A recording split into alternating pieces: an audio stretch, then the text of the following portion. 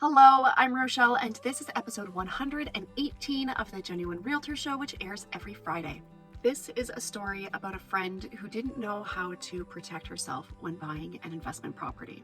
Buying for investment or for your personal use should be exciting and ultimately help you build your wealth long term. So I'm here with the 3 things you need to watch for when using the listing agent to keep yourself protected. Ready? Let's go.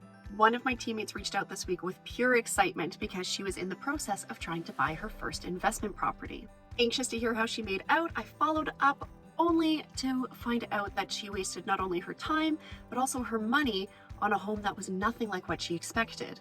Hearing her story, I realized that even though she's been watching my content for over a year now, she still did not know how to protect herself when buying. So that's exactly what I'm covering today. Number 1, have someone in your corner who's looking out for your best interests.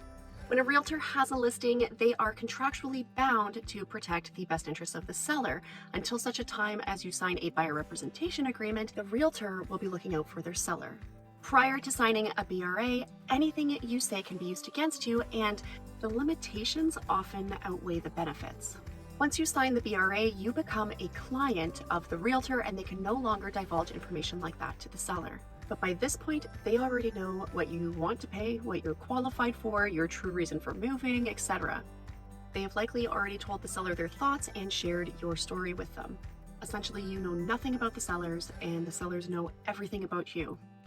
This puts you at a serious disadvantage. Once you sign that BRA, you become a client. And the realtor cannot guide you openly because they are also representing the seller's best interests. We call this dual agency. Number 2, now let's say you choose to work with the listing agent anyway.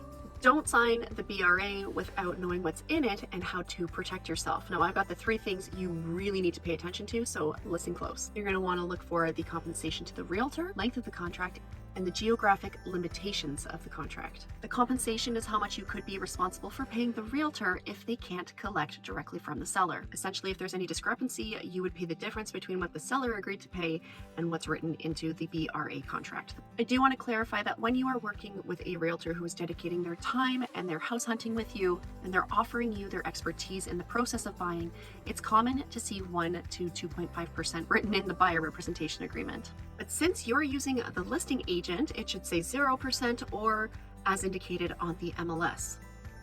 All right, the next thing I want you to pay close attention to is the length of the contract. Now, the length can be whatever you agree with the realtor, but typically 60 to 90 days is more than long enough. We often hear about realtors saying you can cancel at any time, but the reality is it's still a contract, and if they want it to be difficult, they could keep you bound to working with them. So keep that time frame as tight as possible. If you don't end up buying that home and they were a great realtor to work with, absolutely consider extending that buyer representation agreement, but don't overcommit right out of the gate. As for the geographic location, legally I could sell anywhere in Ontario. Not that I should or that I would. You want this section to be specific. And if you're only using this realtor for one location, for this one home that they have listed, put the address in. Don't go citywide, don't go regional, just the address of the home you're offering on. Last for today, number 3, ask your trusted realtor for a referral. The vast majority of great realtors are in this whirlwind of a profession because they genuinely want to help people. And a big part of that is developing relationships provincially, nationally, and even internationally in order to ensure our clients are being looked after. So please take the time to contact me and let me know where you're moving to, because there's a very good chance I can help connect you with a trusted realtor. All right, that's it. So thank you so much for watching. Until next week, keep it genuine.